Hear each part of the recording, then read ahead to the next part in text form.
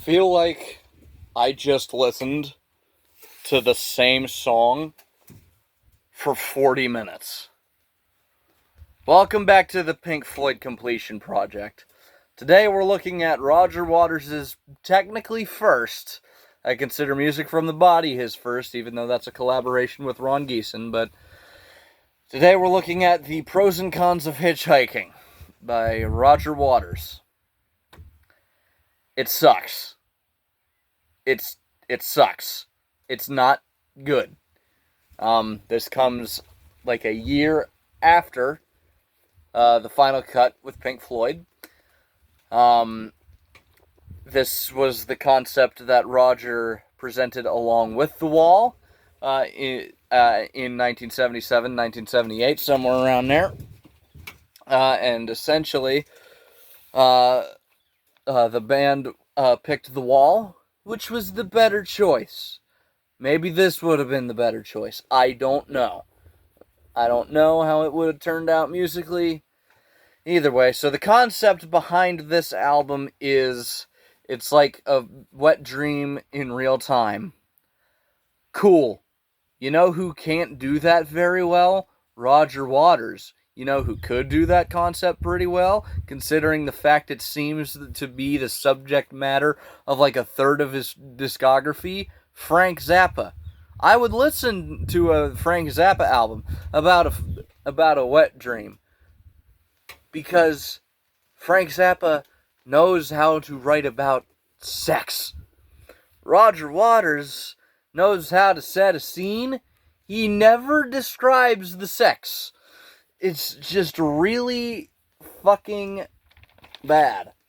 So, and honestly, I don't remember enough about the album that I listened to literally 5 minutes ago to like add in a bunch of extra commentary. So all the effort I'm gonna put into this video, it's not that I'm angry with anybody in the audience. I don't get any comments. I rarely get a view. So I'm just angry with Roger and his inability to make something good with Pink Floyd after The Wall, or something good after The Wall, apart from one thing, which I'm pretty sure is a fluke, but we'll get there. Anyway, so I'm just gonna fucking read my notes. Pros and cons of hitchhiking.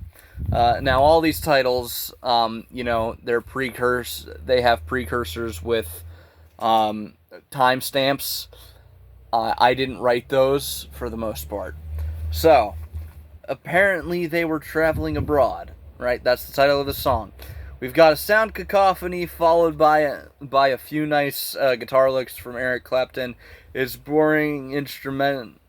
It's got a boring instrumental and the lyrical melody seems left over from the final cut. Running shoes. It's a higher energy similar to Not Now John. Can't understand Roger because there was so much fucking reverb on his vocals. I don't think I was listening to the words at all. There's a sax solo which is underwhelming. The recurring melody is established. And if you subject yourself to this album, you're going to be hearing it a lot. Because the recurring melody is the main melody from the first song. You're going to hear it a lot. God damn it. The guitar solo sucks. That's that song. Arabs with Knives and West German Skies. That's the title. Why did this need to be separated? It's the same as the last two songs, apart from the middle. Clapton is doing nothing for me. Clapton has a solo. It doesn't do anything for me. For the first time today, part 2. That's not a reference to anything in the lyrics. That's just the title of the song. I think Roger fucked up with the title there. Because there's a song later on called For the First Time Today, Part 1. Yeah, no, so for the first time today, part two, um, uh, is this a remnant from The Wall, Clapton's first semi-cool solo? It shits its pants in the second half. Like, the song shits its pants in the second half. If you are bored by this review, that's how it feels listening to the fucking album. The album sucks so bad. Yeah, Sexual Revolution. It's got a decent guitar intro, and it sounds like another Final Cut outtake. And then at one point I just wrote, "What is any of this?" And then finally, like 20 minutes into the album, a good guitar solo. It was genuinely good. Not as good as a David Gilmour solo, but I don't think David Gilmour would have jived with this concept very well. So. you know, Remains of Our Love. It's the same fucking song as the first four. It's only 3 minutes long and it drags. And it's the sixth song on the album. It's the closer of side one. Go Fishing, which is 7 minutes. It doesn't need to be 7 minutes. The album doesn't need to be 40 minutes. The concept of this album could have been told within 10. It could have been told within the length of Genesis's musical box. And it takes 42 fucking minutes. Oh my god. Go Fishing, it begins with...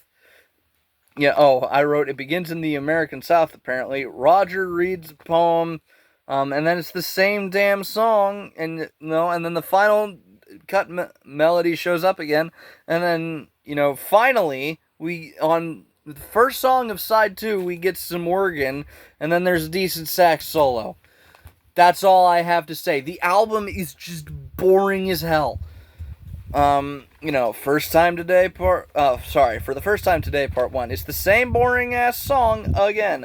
4:58 a.m. That's the only song I wrote the timestamp for, because I wasn't writing the actual title. It's like it's like 3 different words that all begin with D. I can't pronounce them. It's something like Duran that is the first word or something. I don't fucking know.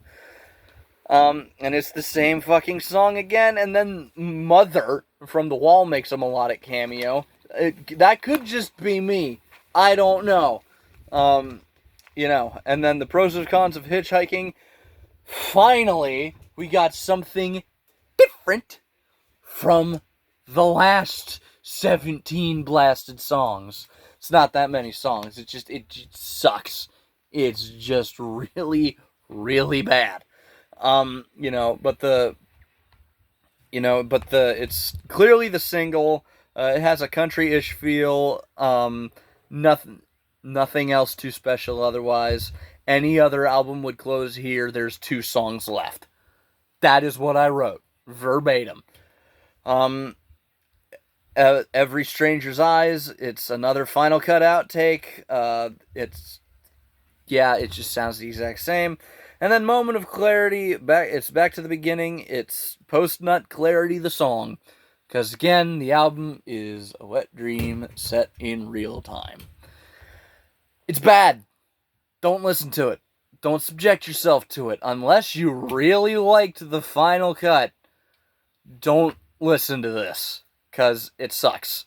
I don't like it. At all. Personnel, you've got Eric Clapton on guitar, Andy Bown on organ, Michael Kamen on piano and orchestrations, Raphael Ravenscroft on sax and horns, David Sandburn on sax, and Andy Newmark is on the drums. Roger would tour the album with a similar level of spectacle as The Wall. The difference is it was under the Roger Waters name, not the Pink Floyd name.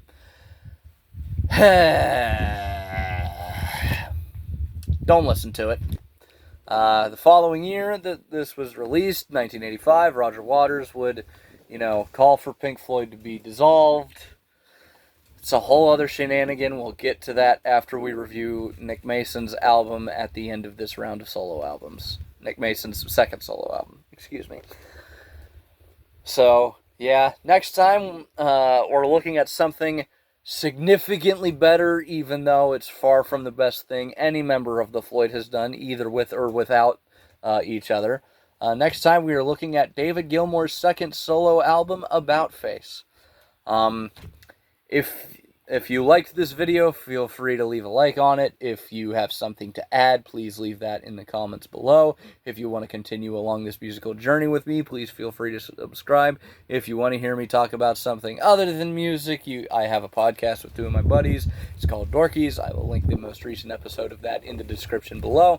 And if you want to hear what I happen to be listening to that day, or a 15-second segment of Least, you can follow me on Instagram at Sean_Heaster1979. And with that, I would like to thank you all very much for watching. I will see you all in the next one. Bye-bye.